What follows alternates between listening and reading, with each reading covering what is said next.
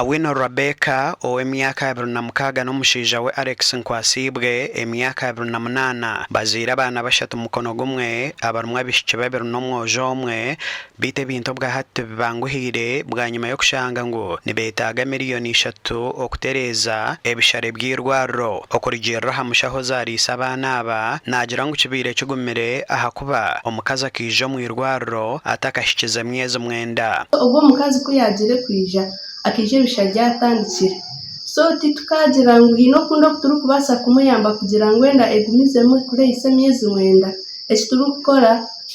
no kumukoraho mubwira twaranga abana be barugaho bari barungika nawe kuyagira shunga we Alex Nkwasibwishe w'abana nagira ngo we n'omukazi we tibarukwebasa ngo nebeyiya niko koreka ngo bwa hati bahereza kushoroza sente z'urukwingana miliyoni 1 kandi nibetaaga ezindi 3 ezo kubasibura kunazi n'abana bashatu ngashimirwa konka